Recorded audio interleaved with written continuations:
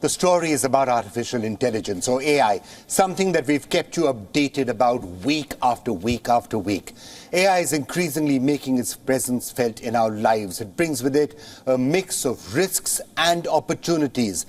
But along with those opportunities, voices are talking about the threats that AI brings along.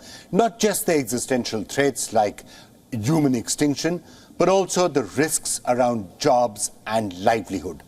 Let's just understand what this is all about. AI is going to bring with it the most dramatic surge in productivity.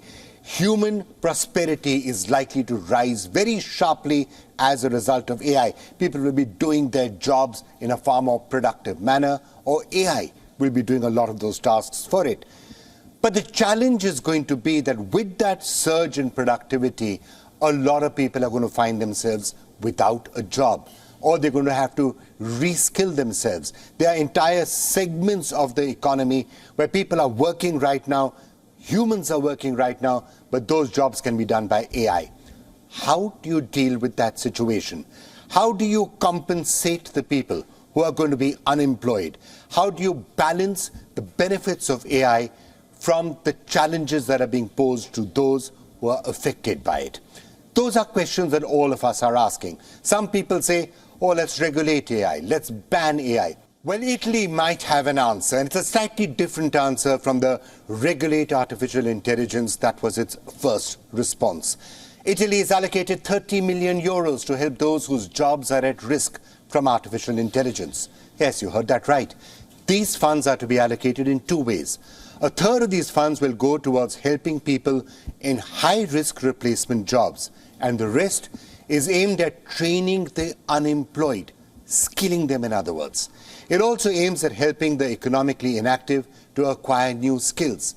In 2021, an agency had been set up by the Italian government to increase the digital skills of its citizens. It's called Fondo per la Repubblica Digital, or FRD. And it has a long list of sectors that are most at risk from AI: transportation and logistics, office support, administration, some areas in manufacturing and retail, to name just a few. Now, the world over, experts have time and again said that new regulations and new economic systems are needed to govern the world that we're heading towards, a world where AI is going to be playing a particularly important role and a potentially massive role on jobs. Now, Italy is pointing to a slightly different direction. Don't just ban things, try and put up a cushion, try and set up a cushion, have a safety net for those who could be affected by AI. Should other countries follow suit, and if so, what are the possible things that they should consider? And to understand what the next steps in all of this can be, great to be joined by Mark Ockenberg, who's joining us from Vienna. He's a professor of philosophy of media and technology at the University of Vienna. Mark's authored more than 15 books on the subject of AI. Mark, thank you so much for joining us. Just to understand, one of the big concerns when it comes to AI, you have the existential threats of AI wiping out everybody, but job loss and what could happen as a result of that and what that means for the human species. Is that what you think is the problem that will almost certainly come, and therefore we have to find answers to it? It's absolutely a problem that will come. It's not going to be a disaster in the sense that we will lose half of the jobs, as has been predicted at some point by a famous study. I think that's really panic making. But I think we need to prepare our economies, societies for some transformations in the job market. What we've just seen Italy doing, for example, is one of the first. There are two ways of doing this. You can either say, I'm going to ban AI, and that's probably going to be tough to manage and probably unachievable at the best of times. Italy seems to be taking a slightly different route to say, okay, we're going to start setting aside money to compensate people or to reskill people or to retrain people whose jobs are being affected by AI. Is that the path that everyone should start thinking about?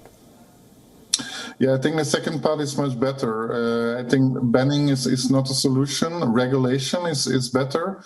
And when it comes to preparing for the near future effects on the job market, to set aside money, to also look at our social security systems, if they are resilient enough for these changes. I think that that's something that totally makes sense at the moment. Professor Kochler, I think we're going to keep coming back to you in the months and years ahead as we try and figure out the correct path to move forward in these fields. Thank you so much for joining us from Vienna. Thank you very much. Thank you. Thank you. Well, the questions around AI, they're not going to go away anywhere in a hurry, but what I can tell you is we'll continue to track that entire story or this inflection point that the planet seems to be on, and we'll keep talking about it on This World because it's an important part of what this world is going to be in the years ahead.